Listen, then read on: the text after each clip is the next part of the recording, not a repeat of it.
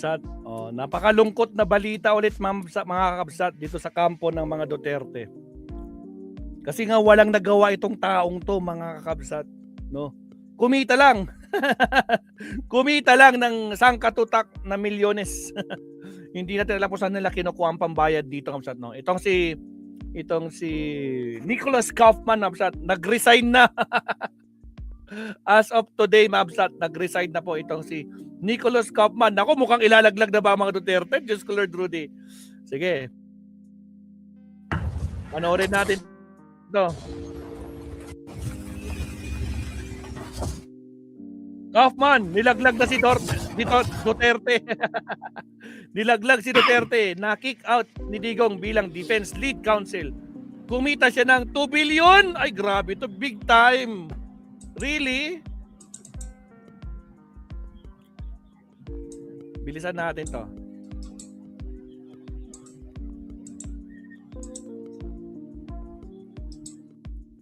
Damas y caballeros, hindi lang dito nagkakagulo ang defense team ni Sara Duterte. Hindi lang dito nababato ang defense team ng laptop. Pati pala sa The Hague, meron rin nabato ng laptop ni Sara Duterte. At dahil dito ay hindi lang nabato ng laptop, na-kick out na rin. Na-kick out na rin itong si Defense British Israeli Defense Council na si Nicholas Kaufman. So wala na. Mamimiss natin yung mga pautot, yung mga palpak na estratehiya, palpak na legal defense ni Nicholas Kaufman. So meron nang pumili si Duterte na ibang lawyer at in-inform niya si Kaufman na chinuchugi na kita.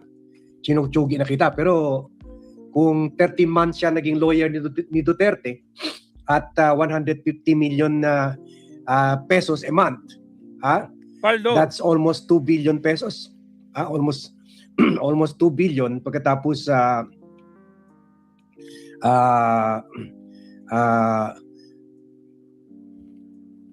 kuwan na siya, kumbaga made na siya eh. Hindi na siguro siya kailangan kahit sa Europa pa.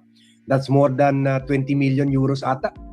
So hindi na siya kailangan magtrabaho even sa Europa. Kuwan na si Kaufman na certified multimillionaire. Mga 20 to 30 million euros yan ata.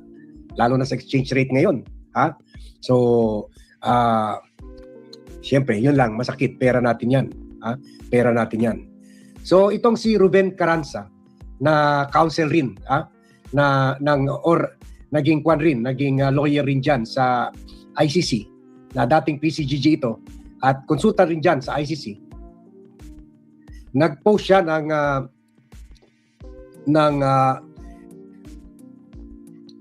yung advisory sinabmit ni Kaufman sa ICC body. At sinabi nga nitong si Kaufman, and I quote, "Counsel was originally engaged to represent Mr. Duterte for the period of 1 year. This engagement terminated on 31 March 2026. Yesterday, pinadala niya ito nung kahapon lang. Ibig sabihin May 7. Yesterday, May 7, the defense team visited Mr. Duterte and documented both Mr. Duterte's release of counsel from his representation and his desire to hire a replacement lawyer." So, na-kick out siya. Bumisita daw sila kay Duterte noong May 7 at doon sinabihan sila na papalitan na siya ng lawyer at nire-release na niya itong si Kaufman from representing him as a lawyer. Sabi niya, may nakausap na daw nga si Duterte ng another lawyer na hindi niya na nakakover yung pangalan, Counsel has spoken to redacted, who has indeed confirmed that he is ready and willing and able to assume immediate representation and that his terms of engagement have been agreed.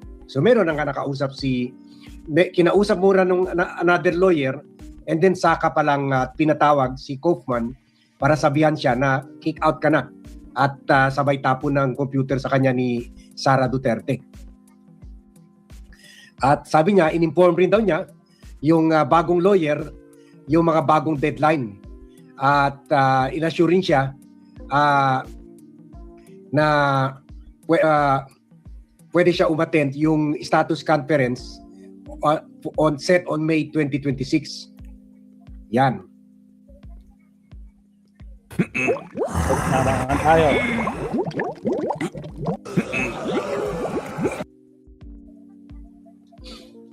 At yun. So yan, wala na si Kaufman. So syempre, wala naman na puro talo naman eh. Puro talo, lalo na yung kapalpakan niya sa speech doon sa pre-trial to establish to confirm trial. Nakita natin hindi siya, wala siyang ipresenta pangkontra doon sa gabundok ng ebidensya ng prosecution, kundi binola-bola lang niya, kung nagsipsip pa siya kay Duterte at sumablay pa siya.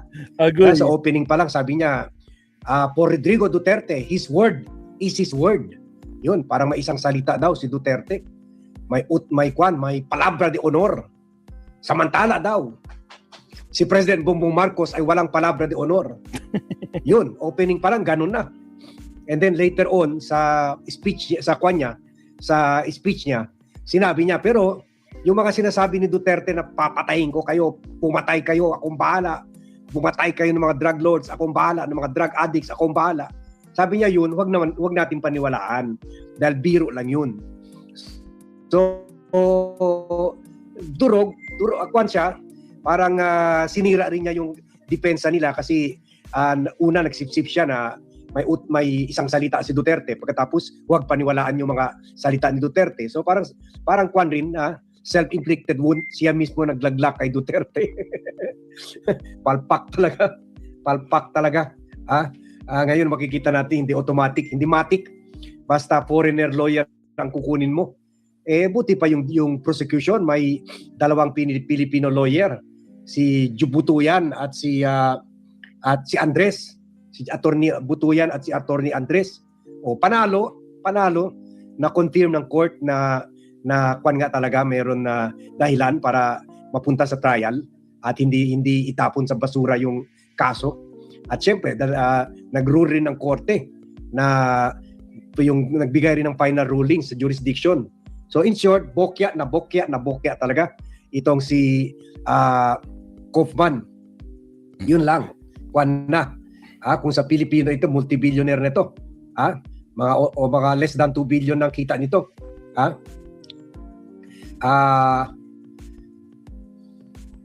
At sinabi naman niya, Consuelo de Bobo, na sure daw siya that the continuity and efficacy of Mr.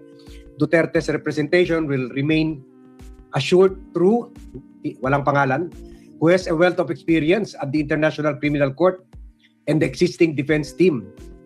At nagpapasalamat daw siya for and extremely grateful. So, siyempre, kuwan na siya, multimillionaire na siya sa Europe. And kung dito sa Pilipinas, billionaire na siya. Grateful daw siya for supportive and collegial approach.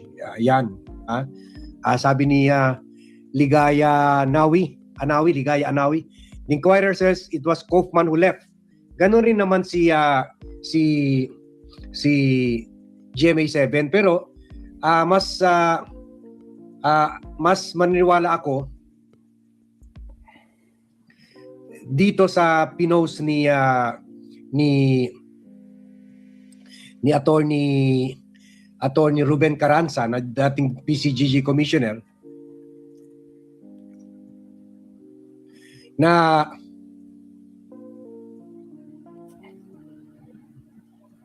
sandali. Medyo parang okay. Yung original na original na one-page memorandum ni Kaufman. Sige, basahin natin ulit, ha. Medyo baka pagi pa yung mind natin, magsi-6 pa lang.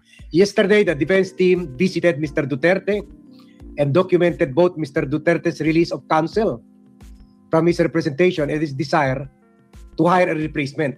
So ganun pa rin, ha? Ganun pa rin dito sa original document ni Ruben Carranza. Paldo pa din.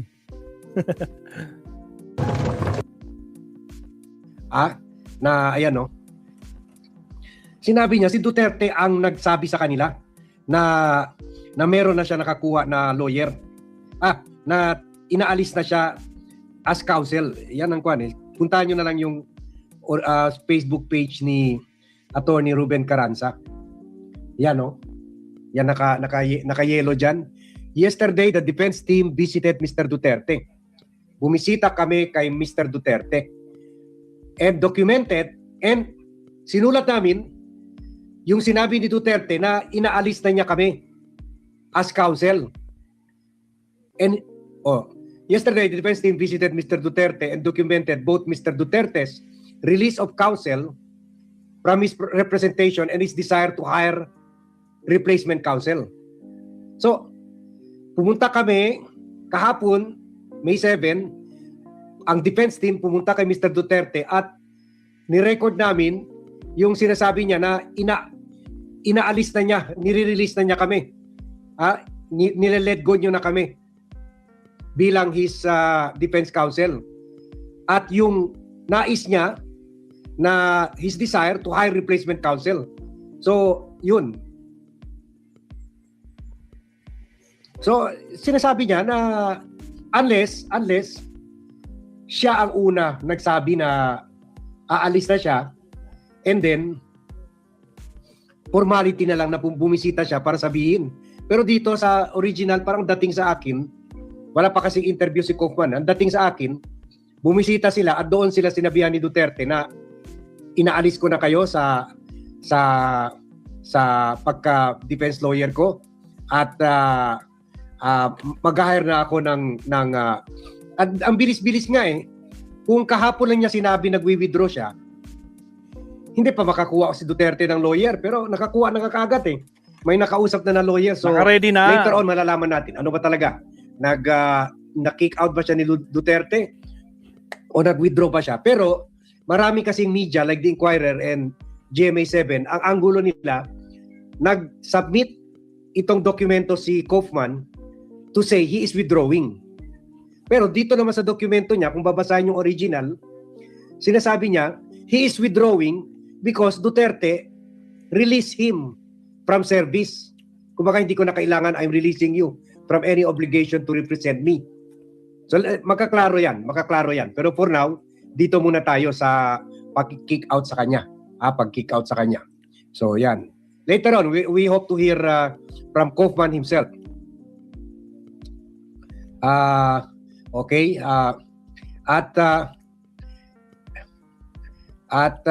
Kaya nag-withdraw siya because of Duterte telling him na napalitan na kita at hindi ko na kailangan yung service mo.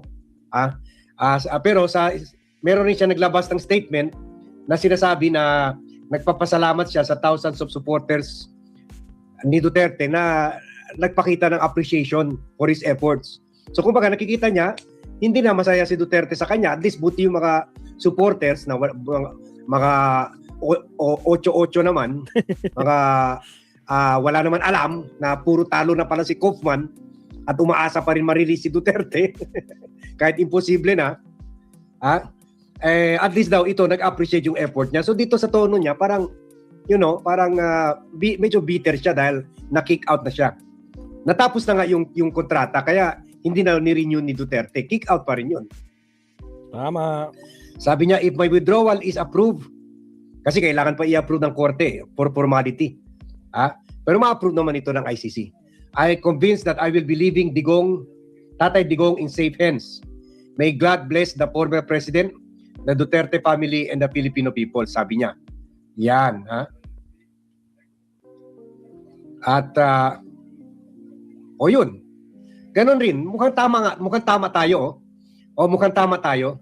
Kasi meron rin sinasabi dito sa GMA News, nag-withdraw na rin yung American Council na assistant ni Kaufman. Sabi dito sa GMA, meanwhile, the trial chamber 3 granted the request of Dov Jacobs to withdraw as Duterte's associate counsel, also citing this Duterte's decision to reorganize the defense team. So in Tagalog, umalis na rin ito pang isang assistant counsel na si Dov Jacobs, naghingi na rin ng permission sa ICC para i-withdraw yung services niya kay Duterte. At sinabi niya, nag-withdraw siya dahil sa kagustuhan ni Duterte i-reorganize. Reorganize, ibig sabihin palitan. Palitan. O yun. Palitan ang team, ang defense team. So yun, tama pa rin, tama yung earlier angle natin. Kaya lang, syempre, yung media, they are basing it on the action ni Kaufman to withdraw. Pero what triggered the withdrawal, it is the decision according to Kaufman and in his memorandum to the ICC and also kay assistant counsel na si Dov Jacobs, professor of international law pa naman ito, si Dov Jacobs. Umaalis sila dahil sa dinespeto nila yung desire ni Duterte to reorganize his team. Normal naman ito kung hindi ka satisfied sa lawyer mo. The epic online action game War Thunder lets you dive into massive battles and experience the full power of Palitan mo yung team mo, legal team. O dito rin sinasabi sa Rappler, Duterte's associate counsel, Dov Jacobs, will also leave the defense team. Nako po. Jacobs filed a request on Thursday citing Duterte's decision, quote, in reorganizing his defense team in anticipation of the trial phase of this case. O yun dito mas klaro. According dito sa Rappler, itong associate counsel na si Dov Jacobs, humingi rin na, sige, alis na rin ako. At nag-file siya ng request at sinabi niya sa request niya sa ICC for withdrawal, itong si Duterte ay gusto i-reorganize, palitan yung defense team niya habang papasok na tayo sa trial phase. So kumbaga, kung puro talo naman yung lumang team mo, so tanggalin mo na lang, palitan mo in the hope na mas magaling yung bagong team. Pero problema, kahit 10 beses ka magpalit ng team, kung wala ka naman na halos ebidensya, Kaya nga, at nakita natin yun sa puro defense technicalities. speech ni Delaying Kaufman, tactics. wala naman sila na-ipresenta ni anong ebidensya. Lahat ng mga ebidensya sinasite nila galing sa prosecution. At siyempre siguro medyo may pagkatamad rin ito si Kaufman. Ni minsan lang man, buti pa yung ICC pumunta rito. Ni minsan lang man, hindi pumunta dito para kumuha ng statement ni Vitaliano Aguirre. Kumuha ng statement ni Bato de la Rosa nung hindi pa wanted. Kumuha ng statement ni Bongo. Kumuha ng statement ni Geran ng NBI or iba pang co-accused ni Duterte, mga generals, majors and colonel na kumita kay Duterte. Malay nyo, isa dyan kakanta at sabihin, ako, walang kinalaman si Duterte, ingay lang si Duterte, bokya lang si Duterte, nyaw kyaw lang, ako talaga, ako si Bato, ako nag-order yan lahat. As PNP chief, ako, ideya ko yan, yung Oplan Tokhang, at ikinalat ko yan sa buong PNP. Yun sana maganda. Pero baka takot rin si Kaufman, baka kung pumuntat siya or yung mga legal representative niya dito sa Pilipinas or defense team at kinausap si Bato, baka takot rin sila, ilalaglag ni Bato si Duterte. Hindi, siya lang yan eh. Siya ang presidente. Sino ba ang presidente? PNP chief lang ako. Siya nag-appoint sa akin, siya nag-utos, pumatay ng 30,000 katao. Siya naglabas ng pera. Ganun rin sabi ni Bongo. Ako, in charge na ako sa paglabas ng reward money at gumawa ng lista kung sino ang papatayin. Ginawa ko yan dahil sa order ni Duterte. Kaya rin siguro hindi pumunta dito ni Anino ng defense team. Dito nangyari ang krimen, bakit andito yung mga witnesses nila? Kung meron. Although sinasabi ng ICC assistant lawyer assistant counsel na si Nery Colmenares, wala talaga silang kontra-ebidensya. Kasi kung meron, baka pumunta na sila dito. Kung meron kahit isa lang man sa mga bata ni Duterte na sinasabi, ako! Hindi yan si Duterte, ako gumawa ng killing operation. Ako ang nag-convert sa PNP into a killing machine ni Duterte. So yan So sige, yan ang maagang natin na update dito sa kaso. Mamaya siguro we will get a clearer picture whether si Kaufman ba ang umalis or tinanggal siya. Pero dito sa letter rin naman, sa memorandum ni Dov Jacobs, yung assistant ni Kaufman, sinabi niya umalis siya, nag-withdraw siya dahil sinabihan sila ni Duterte, meron na ako gusto ko palitan yung defense team ko dahil palpak kayo. And then meron na ako nakausap na replacement lawyer para bago yung team ko sa trial. And then bago sila mabato ng laptop ni Sara, umalis na sila sa room. So siguro baka ganun ang nangyari. Yun. So Alright, pero salamat Sir Bad. Ako, walang duda ko yan. Plano na lang palitan kasi wala naman nangyayari. Lahat ng mga motion, mga request ni Kaufman laging nare-reject ng ICC. Wala, mahina talaga, no? Kumita lang siya, Diyos ko Lord Rudy, no? Kahit balik-balik tayo, kumita lang talaga siya for 13 months. Paldo, Diyos ko Lord. Nako po, Rudy. O, di ba? Ay, grabe talo. Talagang paldo talaga 'yan, di ba? Miss Suzuki, Ma'am Leticia, nandiyan na sila. Shout out sa inyo mga kabsat. Nag-like na ba mga kabsat ko? Mga bagong pasok. Baka naman Like po tayo kabsat. Okay, next subtopic tayo. Second subtopic tayo kabsat. Diyos ko Lord. Punta tayo kay Attorney Enzo. Countdown muna tayo.